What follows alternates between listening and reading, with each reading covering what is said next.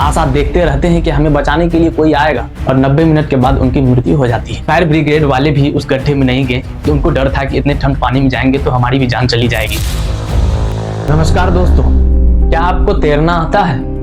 अगर नहीं आता है तो सीख लीजिए, क्योंकि अगर आपको तैरना नहीं आता है, अगर आप कहीं तालाब में गिर जाते हैं, कहीं नदी में गिर जाते हैं और लोग आपको देखते रह जाएंगे लेकिन बचाने के लिए नहीं जाएंगे। 1 घंटा से 2 घंटे, लगभग 1 घंटा 45 मिनट तक लड़के ने खूब अपने बचाने की गुहार लगाई है कि भाई मुझे बचा लो, किसी भी तरीके से बचा लो। मौके पे पुलिस भी थी एंड SDRF भी थी और अग्नि विभाग वाले भी थे, फायर ब्रिगेड वाले भी थे, किसी ने उसकी मदद नहीं करी। हाँ, भले ही वो वीडियो बना ले लेकिन आपको बचाने के लिए नहीं जाएंगे। हाँ, ऐसा ही हुआ है। दिल्ली के नोएडा में एक युवराज जो इंजीनियर होता है और वो अपने घर की ओर जाते हैं। घर जाने के रास्ते में एक सुनसान रास्ता होता है और वहाँ पे रोशनी वगैरह नहीं होती, लाइट तो होती है लेकिन लाइट जलती नहीं है और किसी बड़े ठेकेदार के द्वारा वहाँ पे बड़ा सा गड्ढा खोदा जाता है और उस गड्ढा में पानी होता है। युवराज को नहीं दिखता है वो गड्ढा और उनकी कार उस गड्ढे में चली जाती है।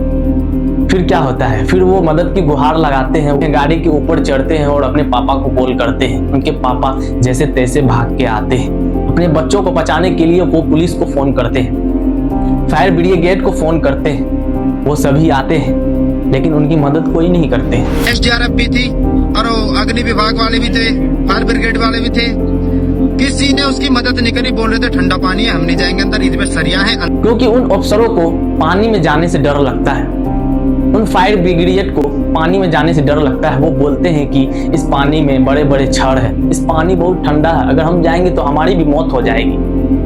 क्या ऐसा सिस्टम है? क्या हमारी सुरक्षा का इतना सा महत्व है कि उनको भी डर लगता है जो वर्दी पहने हुए? सरिया है अंदर, हम नहीं जाएंगे। ठीक है जी, इस मौत का जिम्मेदार सच्चाई बताए तो सरकारी महकमा है। युवराज जो 90 मिनट तक अपने गाड़ी के ऊपर खड़ा होके अपने मोबाइल का फ्लैश जला के अपनी मदद का गुहार मांगता है लेकिन सभी देखते रह जाते हैं। कोई उनको मदद करने नहीं जाता है क्योंकि उनको अपनी जान का परवाह होता है। वो सोचते हैं अगर हम जाएंगे बचाने के लिए तो हमारी भी मौत हो जाएगी। क्या तर्क दे रहे थे, क्यों अंदर नहीं गए वो देखने के लिए युवराज को? बोले कि इसमें बहुत गहरा है और जगह जगह सरिया है, वो उसमें हम नहीं जा सकते, वहाँ पर डैमेज हो सकता है। उनके अंदर बड़े बड़े छड़ हैं, उनके अंदर ना जाने क्या होंगे, इसलिए वो नहीं जाते हैं बचाने के लिए। और वो 90 मिनट तक आशा देखते रहते हैं कि हमें बचाने के लिए कोई आएगा और 90 मिनट के बाद उनकी मृत्यु हो जाती है और सभी लोग देखते रह जाते हैं और सभी लोग वीडियो बनाते रह जाते हैं लेकिन कोई बचाने के लिए नहीं जाता है। क्या हमारी सुरक्षा का इतना सा महत्व है? क्या हमारी सुरक्षा का जिम्मेदार कोई नहीं है? जहाँ पे तालाब खोदी हुई थी वहां पे कोई रोशनी नहीं थी। एक बार फ्लैश लाइट बंद करना सुधांशु जरा, तो इधर आप देखें ये लाइटें लगी हुई, सोलर लाइटें, एक लाइट नहीं जल रही है। वहां पे कोई डेंजर या खतरनाक का कोई निशान या कोई बोर्ड नहीं लगा हुआ था। वहां पे कोई ऐसा साधन नहीं था कि आदमी देख सके और उसे पढ़कर वो अपनी गाड़ी को आराम से चला के और उस गड्ढा को देखते हुए जाए और उस गड्ढा में ना फंसे। युवराज की कहानी ने पूरे देश को एक संदेश दिया है कि अगर आपको तैरना नहीं आता तो आप सीख लीजिए। क्या आपको तैरना आता है?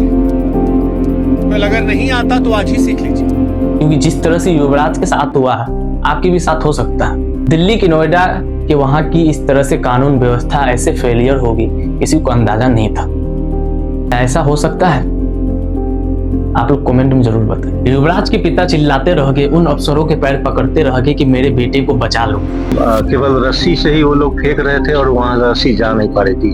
फिर उनको अल्टरनेट ऑप्शन एडॉप्ट करना चाहिए था कि बोट का लेते यूज करते या कोई स्विमर या डाइवर होता, वो जाकर मेरे बेटे के पास पहुंच जाते। मेरे बेटे को बचा लो, लेकिन उन अफसरों ने क्या बहाना दिया है कि गड्ढे बहुत है, पानी ठंड होंगे, उसके अंदर छड़िया होंगे। ये बहाना दिए उनके पिता रोते रह गए, चिल्लाते रह गए, लेकिन उन अफसरों ने उनकी बात नहीं सुनी। युवराज जो 90 मिनट तक गाड़ी के ऊपर खड़ा था, उनकी मोबाइल की लाइटें जला के दिखा रहा था कि मैं यहाँ हूँ, लेकिन उनकी मदद के लिए कोई नहीं गया। 90 मिनट के बाद उसकी गाड़ी पानी में समा गई और फिर युवराज भी उस पानी में समा गया। उसकी मोबाइल की लाइट भी बुझ गई। उसकी मोबाइल की लाइट बुझी तो समझिए वो भी बुझ गया। लेकिन सोचने वाली बात है, जहाँ पे इतनी ट्रेनिंग की हुई पुलिस भी उस गड्ढे में नहीं गए, उस पानी में नहीं गए उसको बचाने के लिए। फायर ब्रिगेड वाले भी उस गड्ढे में नहीं गए कि उनको डर था कि इतने ठंड पानी में जाएंगे तो हमारी भी जान चली जाएगी, इतने ठंड पानी में क्या होगा, इतने गड्ढे में छड़ होंगे, वो नहीं जाते हैं। लेकिन सोचने वाली बात है कि वहीं से गुजर रहे एक डिलीवरी बॉय ने अपनी जान की परवाह ना करते हुए उस पानी में छलांग मार दी। मैंने आके देखा है तो एसडीआरएफ वाले सिटी पे बैठ के बोल रहे थे कि इसमें ठंडा पानी है, सरिया हम अंदर नहीं जाएंगे। जो लड़का मुझसे 10 मिनट पहले ही डूबा था, मैं बोला तुम बाहर आओ, मैं जाऊंगा अंदर। वो बाहर आए, मैंने अपने कपड़े उतारे, मेरे कमर पे अपने पे रस्सा बांधा और कम से कम 50 मीटर अंदर गया मैं, और कम से कम 30 मिनट मैंने वो लड़का ढूंढा अंदर इस पानी में, रात 2:45 बजे। उस जिस हौसले से गए उस पानी में युवराज को बचाने के लिए, उसका हौसला तो जिंदा था, लेकिन युवराज मर चुका होता। वो अपनी जान की जोखिम ना करते हुए पानी में छलांग मारी और युवराज को खोजते रह गए। युवराज नहीं मिला। 30 मिनट तक मैंने वो लड़का ढूंढा, ना तो मुझे गाड़ी मिली नहीं मुझे लड़का मिला। सवाल यह है कि युवराज की मौत हुई है कि वहां की सिस्टम की। उनके पिता रोते रह गए, चिल्लाते रह गए, लेकिन ट्रेनिंग धारी जो वर्दी वाले होते हैं वो उनके बच्चों को बचा नहीं सके। क्या ऐसी कानून व्यवस्था, क्या ऐसी सरकार? आप लोग कमेंट में जरूर बताएं।